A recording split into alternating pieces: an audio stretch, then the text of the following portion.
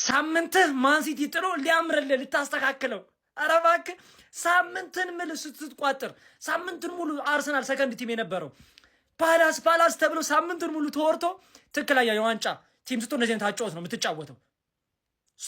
በዚህ ያህል ጋብ ምንም በእነሱ ሜዳ ሄደን አይታላ ፓላስ ማን ሲሰራ እንደነበር እኛ ጋር እንደዚህ ነገር አይሰራም። አስደሰታችሁኝ እግዚአብሔርን። ትክክለኛ አሁን ማለት ነው ትፈራለህ፣ ማን ሲቲን ትፈራለህ እስከ መጨረሻው። እኔ ይህን ቲም ማለት ነው ምንም አይነት ጉዳት አያጋጥመው እንጂ ለዋንጫ ምንም የሚያስቆመው ጉዳይ አይኖርም፣ ምንም ነገር ማለት ነው። እና የዛሬ ጨዋታ ላይ ማለት ነው ፓላስ መጥፎ ሆኖ እንዳይመስል፣ ፓላስ አሪፍ ነበር። እኛ በጣም ቤስት ሆነን እኛ በልጠን ነው። ማን ሲቲ ሁሌም ይበልጣል። ፋሚሊ በዚህ ይሞላል። ኢንስታግራም ላይ ከቻብለናል ኦፊሻል ቅዱስ ሰበን እያላችሁ ማለት እየገባችሁ አይጂ ላይ ፎሎ አድርጉኝ። እዛ ላይ ምንቀውጧለን ማለት ነው። ሌላው ፎደንቶ የዚህ ልጅ ነገር በመመለሱ በጣም ደስ እያለ ፎደን ሃላንድ ነው አባቴ። እሱ ያገባል ያስቆጥራል። እኔም አይደክመኝም እጮሃለሁ። ሳቪኒዮ ዛሬ ጠቀምከን እኮ እዴ በአዲስ ጉልበት ገባ፣ ፔናልቲ ያሰጠ። አሬቻም ግን ፔፕ ማለት ነው በቃ ፔፕ አንድ ችግር ያለበት ነገር እኔ የማርሙሽ ጉዳይ ማለት ነው እንደ አልቫሬስ ሆኖ እንዳይቀር ነው በቃ ትልቁ ፍርሃቴ። ልጁ ድል ያስፈልጓል በጣም ግባ። የዋንጫ ቲም ይሄ ነው። እሺ ተለይቷል የዋንጫ ቲም። አረ ከአርሰናል ጋር ጫውቱን፣ በቃ ከአርሰናል ጋር ጫውቱን። ሲያሳዝኑ በእናት ሁለተኛ ክለባችሁ ክሪስታል ፓላስ ምንም አልፈጠረላችሁ። እስቲ እናንተ ወይ በቃ ኢታር ላይ ስትመጡ ምን እንደምትፈጥሩ እናያለን እንጂ ምንም አልፈጠረላችሁም። ሁለተኛ ክለባችሁ ምንም አላዋጣል። ይሄ ነው የዋንጫ ቲም። ቁጭ አድርጎ 3-0 ያልተጠበቀውን ክሪስታል ፓላስን ሲያሸንፍ ዋንጫ ይበላል ተብሎ ደግሞ እየተገመተ ያለው ትላንትና ከወልቭስ ጋር በሜዳው በሁለት ጎል አሸነፈ። ስለ ጨዋታው ሳወራ አረ በስማ አረ ቼርኪ እንዴት ነው የሚችለው? አረ ፎድ እኔ ስለማላወራሽ ሃላንድስ ዋንተጅ አንድ ጎል ማለት ነው። የኛ አጥቂ እንዲህ ነው። አንዴ ይንካው ጎል ነው። ኳስ አይነካ ምናምን ፈርስታፍ ብዙ አይንካ፣ ግን ሲነካ ጎል ነው። ቸርኪ ለፎደን አሲስት ማለት ነው። አረ ድሪብል እያደረገ ሲገባ እንዴት ነው የሚያምረው። ነገውኑ አጫውቱን በእናታችሁ ከአርሰናል ጋር እናሳያቸው ማን እንደሆነ። ተስፋ እያደረጉ እንዳይቆዩ። አሁንም እኮ ሚዜ እያሉን ነው። ሚዜ ስለ ሚዜ እያወራ ነው። ሌላኛው ደግሞ ቴሌግራም ላይ ብልት አረበስ አረ ስንቱ ጋር ነው የምንደሰተው ነው። አሁን ፕሬዲክሽንስ ብለህ ዛሬ ማተተኪማለኝ ሞያዬን የሚቀበለኝ ፈላው 10 ከ10 ይሰጥሻል። ወያላው ላይ አጻዳፊ ተቀማጥና በጣም ተሸንበቅ። ይሄው እኔ መሆን ደስ ብሎኛል። ወያላ ደበረው መሰለኝ። እኔ እንደሆነ ወያላ ሲደብረው ደስ ይለኛል፣ ወያላ ደስ ይለው ይደብረኛል። በቃ ደስ ብሎኛል። እኔ ሞት ለኔ ስንት ሞት ነው እኔ ጋር የገጠመ? እኔ ስንት ሞት ነው ያለፍኩት? ስንት how many times this come to me and we have take punch each other together. አቦ እጭ በእናትህ እንዴት ነው የሚያስጠላው ግን በአላህ። እኔ ወላሂ ለአዚም ምን እኔ ወይ ምደግፈው ክለብ አይደለ ሳምንቴን ያበላሽብኛል። ይሁን በቃ የሚያስጠላ ቲም ነው ሲቲ። ከሜዳ ውጪ 3-0 ፓላስ ካላስቆሞሽ ማን ነው በቃ አይለቀንም ነው የቲም ባለ አይለቀንም። ይሄ ቲም ሳይከተልን የትም መሄድ አንችልም። ከአመት እስከ አመት በቃ ይሁን።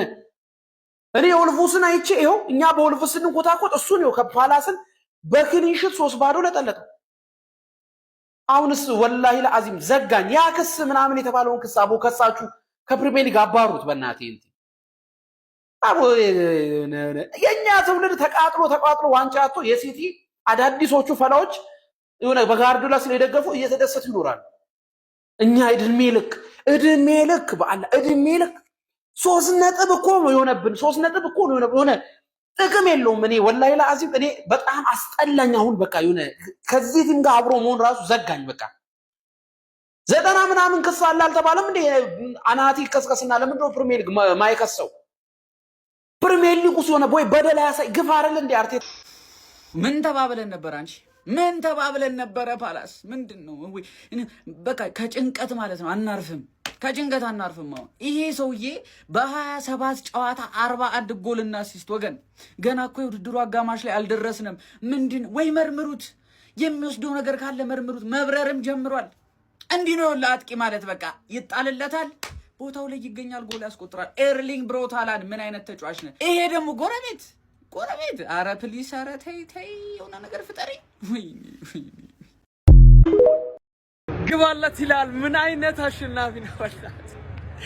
እንችላለን። ለማንኛውም እንኳን ደስ አላችሁ ሁላችሁ። በጣም የሚገርም ስቴትመንት ዊን ነው ለወያላ በተለይ ማለት ነውና በጣም ነው ደስ ያለን። ወያላ መጣልሽ ጠላሽ ተስፋ ቁረጥ የኛ ዋንጫ ነው፣ ዋንጫው የኛ ነው። የምሬን ነው የምላችሁ። በጣም ነው ደስ ያለን። ዛሬ የሚገርም ዝግጅት ነበረን። ለመጣችሁ የሲቲ ደጋፊዎች በሙሉ እናመሰግናለን። እንችላለን። ካሞን ሲቲ ካሞን ሲቲዘንስ ሁላችሁም እንኳን ደስ አላችሁ። ወያላ ደንብሯል። ከሜዳ ውጪ የጂ 3-0 መቼ መቋጠር እንደጀመሩ ታውቂያለሽ? ሐሙስ ጀምሮ እስከ ዛሬ ቋጠሩ ነበር። ጎስት ኢንቨስትመንት ቋጠረው ነው። ኢንቨስትመንት ተረከበት ግን ከሰርክ 3-0 ከሜዳ ውጪ ማለት ነው። ለማንኛውም እንኳን ደስ አላችሁ። በጣም ደስ ብሎናል። ካሞን ሲቲ ካሞን ሲቲዘንስ ዋንጫው የኛ ነው። ወያላ አታስበው የምሬን ነው። በጣም ነው ማዝነው። አንበሳ ለምንድን ነው የተፈጠረው ብትለኝ ለማሸነፍ ነው የተፈጠረው። አንበሳው ደግሞ ማን ነው ብትለኝ ታላቁ ገናናው ማንቸስተር ሲቲ ነው። ለምን ፈሬ እስኪምጥስ አትቋጥርም ብትፈልግ? ይኸው ፓላስ ማን ነው? የትኛው ቋጠሩ ነው የሚያስቆመን? ማን ነው? ይሄ ቲም ማን ነው የሚያስቆመው? እሺ አሁን ምን አይነት ክለብ ነው ያለን? ኧረ ቢስሚላህ በምን ቃላት ልግለጸው? ይሄን ቃላት በምን ቃላት ልግለጸው? ደስታዬ እጥፍ ሆኖልኛል። ገባና አውጣው። ቲሙ እኮ ይሄ ነው፣ ሲቲ ነው። ቋጠር ካልቋጠር ከኛ ምን አገባን? ልጥፍ ጥግህን ነው ማለት አስጨንቀው። ወያላ ኮንግራ ፋሚሊ ደስ ብሎኛል። ኮፒ ሊንክ ሼር ያረክ ሪፖርት ያረክ ርገጥልኝ። ይሄን ወያላ ሁላ ርገጥልኝ። ኮፒ ሊንክ ይመቻችሁ። ለማንኛውም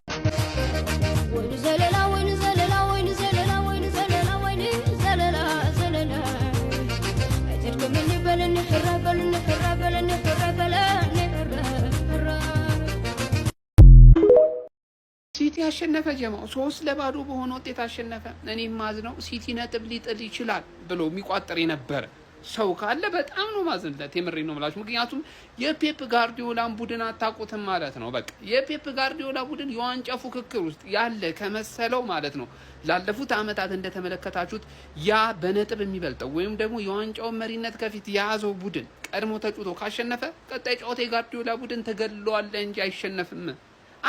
በቃ ነጥብ አይጥልም። የጋርዲዮላ ሜንታሊቲ ይሄ ነው። በፍጹም ነው ከሱ ቀድሞ ማለት ነው የሚመራው ቡድን ካሸነፈ ቀጣዩን ጨዋታ ከማንም ጋር ይሁን ያሸንፋል። በዛ ላይ ደግሞ እንደዚህ አይነት ተጫዋቾች በአግባቡ እየመጣላቸው ያለበት ሰዓት ነው። ፎደን በቃ መጥቶለታል። ማን ጠፍቶበት እንዳልነበር ኳስ አሁን በጣም አሪፍ እየሆነ ይገኛል። ከዛ በተጨማሪ ደግሞ ሁሉ ጊዜም ቢሆን ጭራቁ ሃላንድ ጎል ያስቆጥርላል። በቃ ጥሩ ሆነም አልሆነም በቃ 9 ቁጥር አጥቂ ማለት ይሄ ነው። ይኸውልህ በቃ ጥሩ ሆነም ቡድን አልሆነም አስቆጠረ። በዚህ ላይ ደግሞ ፓላስ ዛሬ በተለይ 3ኛው ጎል የገባበት መንገድ ሲገባበዙ ነው ፔናልቲ የተሰጠው እንዳያችሁት ከሆነ እና በቃ ሲቲ ነው ጀማው እየመጣ ነው። ግን ይሄንን እያየ ታዲያ የኛ ቡድን ነቃ ድንግጥ ማለት መቻል አለበት ጀማው። ለማንኛውም ሲቲ አሸንፎ እንግዲህ የነጥብ ልዩነቱን ድጋሚ ወደ 2 ዝቅ አድርጎታል ጀማው።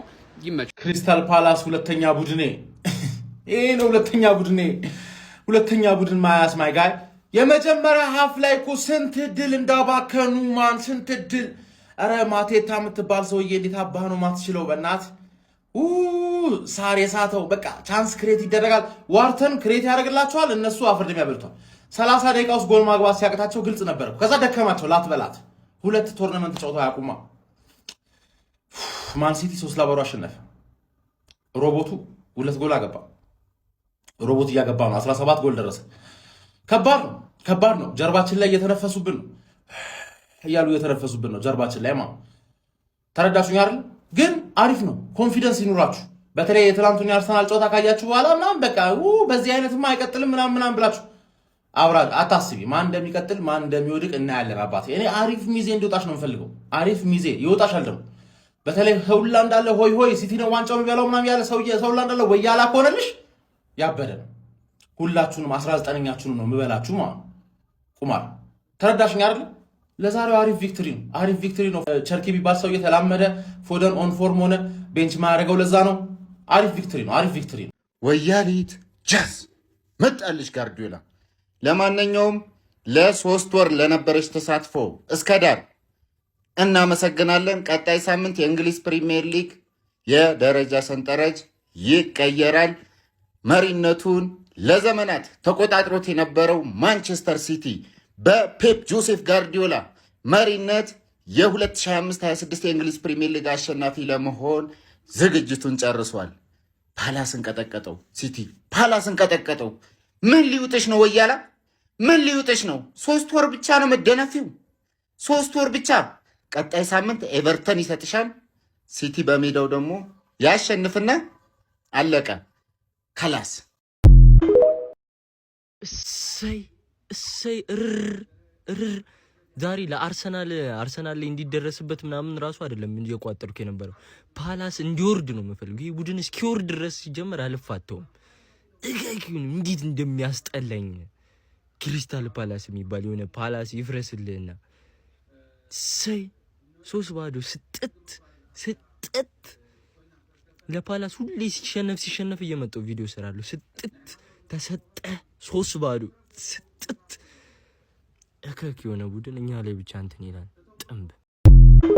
ማንቸስተር ሲቲ አርሰናልን ማስጨነቁን ቀጥሏል። በ16ኛው ሳምንት የእንግሊዝ ፕሪሚየር ሊግ ጨዋታ የፔፕ ጋርዲዮላ ሰራዊት በከባዱ ሲልቨር ስቴዲየም ላይ አስደናቂ ድል አስመዝግቧል። ቀለል አድርጎ 3-0 ማንቸስተር ሲቲ ክሪስታል ፓላስን ድል በማድረግ ከአርሰናል ጋር ተፈጥሮ የነበረው የ5 ነጥብ ልዩነት እንደገና ወደ 2 ማጥበብ የቻለበትን ውጤት አስመዝግቧል። ፓላሶች የመጀመሪያዎቹ 40 ደቂቃ ላይ በጨዋታ ላይ ጥሩ ተሳትፎ የነበራቸው ቢኖርም ከማንቸስተር ሲቲዎች በአንድ አጋጣሚ ብቻ ያገኙትን ሳጥን ውስጥ ያገኟትን ብቸኛ ኳስ ኤርሊንግ ብራውት ሃላንድ በግንባር በመግጨት የመጀመሪያና ቀዳሚ ጎል ያረጋ ሲሆን ከረፍት መልስ ፓላሶች ለመመለስ ጥረት ቢያደርጉም ወደ ጨዋታው ሳይሳካላቸው ቀርቷል። ፊልፎርደን ከሳጥን ውጭ አስደናቂ ጎል በማስቆጠር 2-0 ያደረገው ሲሆን ሶስተኛውን ጎል ደግሞ በአስደናቂ ሁኔታ ኤርሊንግ ብራውት ሃላንድ በፔናልቲ በማስቆጠር ወዝዞታል። ፔናልቲ ወይም ጥፋቱ የተሰራበት ደግሞ ሳቪኒዮ ነበር። በጨዋታ ላይ ጋርዲዮላ ቀለል አድርጎ አስፈሪ የነበረውን ጨዋታ 3-0 በማሸነፍ አርሰናል አንገት ስር መተንፈስ ብቻ ሳይሆን አርሰናልን ማስጨነቁን ቀጥሮበታል።